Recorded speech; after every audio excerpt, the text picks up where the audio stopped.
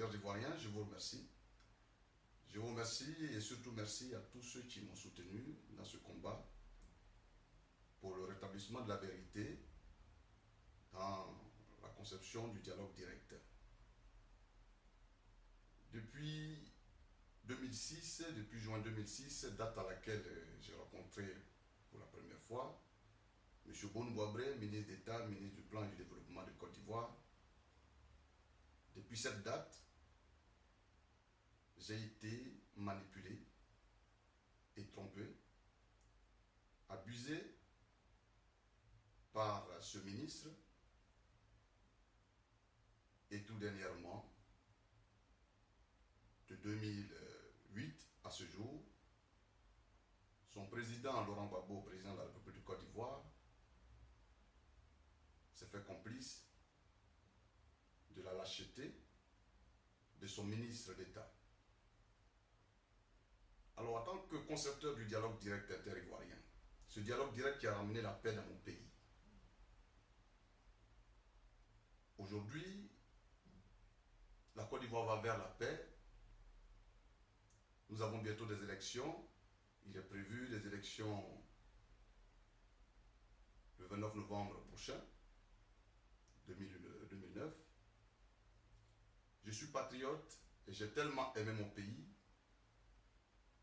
qu'avec le minimum de moyens financiers, intellectuels, le minimum de relations que j'avais au niveau de la rébellion, donc des forces nouvelles, et dans le monde diplomatique, je me suis démerdé à ma façon pour venir en aide au président Gbagbo. Et cela, ce n'est pas pour la première fois, mais c'est depuis 2003.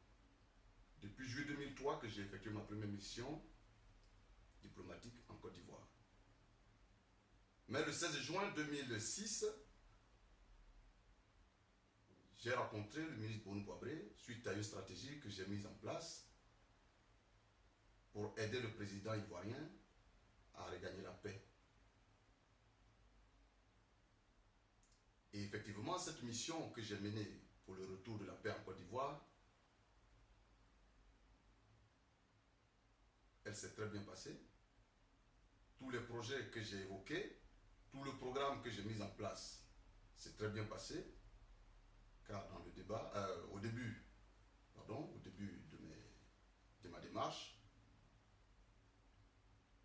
j'ai bénéficié du soutien de toutes les personnes qui étaient autour de Gbagbo, mais en l'occurrence, la personne qui était la plus apte à discuter avec Gbagbo de ce genre de situation.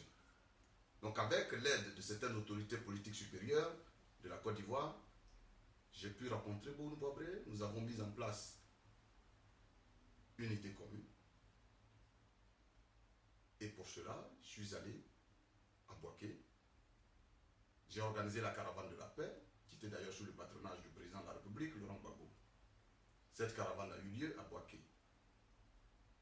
Alors en partenariat avec le Premier ministre Charles Gonabani, son cabinet, nous avons pu organiser la date du 21 mai 2006, qui a eu lieu au stade municipal de Bouaké, et qui a eu lieu en présence du Premier ministre, du secrétaire général d'alors, M. Diom Soro, du représentant d'ailleurs du chef de l'État, le président de la Fédération ivoirienne de football, qui est le directeur financier de la présidence de la République, d'autorités militaires des forces nouvelles, de certains députés, et du ministre des Sports, M. Dagobert Banzio, qui est aujourd'hui encore ministre des Sports de Côte d'Ivoire. Et lors de cette manifestation que j'ai organisée, j'ai pu introduire le projet du dialogue direct inter-ivoirien auprès de certains responsables de l'armée, des forces nouvelles. Et ces personnalités que j'ai rencontrées au niveau des forces nouvelles, que je ne peux pas pour le moment donner leur nom aujourd'hui, m'ont aidé et m'ont donné leur bénédiction quant au soutien de mon projet de sortie de crise. Et heureusement pour moi, ce projet a été validé auprès de Diom Soro lorsque le président Gbagbo lui a soumis Ça, c'était de la diplomatie. Aujourd'hui, le dialogue direct a eu lieu, a été appliqué, ça a engendré l'accord politique de Ouagadougou, mais c'était mal connaître M. Boun Boabré. À ma grande surprise, M. Boabré s'est fait propriétaire de ma propriété intellectuelle auprès du président Laurent Gbagbo et m'a éliminé de tous les débats qui étaient prévus pour la mise en exécution du dialogue direct inter-ivoirien auprès de la rébellion. Aujourd'hui, le président de la République de Côte d'Ivoire parle. Il disait la fois dernière, au mois de septembre, d'ailleurs ce mois-ci, lorsqu'il a été à Issia, dans le village de Boun-Boabré, devant ses parents, il le remerciait de l'avoir aidé à créer le budget sécurisé. Mais entre parenthèses, ce budget sécurisé, il faut encore vérifier si c'est M. Boun-Boabré qui l'a conçu. Parce que le budget sécurisé, le vrai concepteur du budget sécurisé, moi je le connais. Donc ce monsieur qui est coutumier de l'usurpation de la propriété intellectuelle de certaines personnes en Côte d'Ivoire, et aujourd'hui, qui se permet de piller les caisses de l'État, avec tout ce qu'il met autour de lui, bon, on a l'impression, tout le monde a l'impression que c'est Boabré qui travaille. Mais Boabré n'a jamais travaillé pour la Côte d'Ivoire. Ça, c'est ce qui concerne, en propos du dialogue direct, c'est ce que je peux vous dire.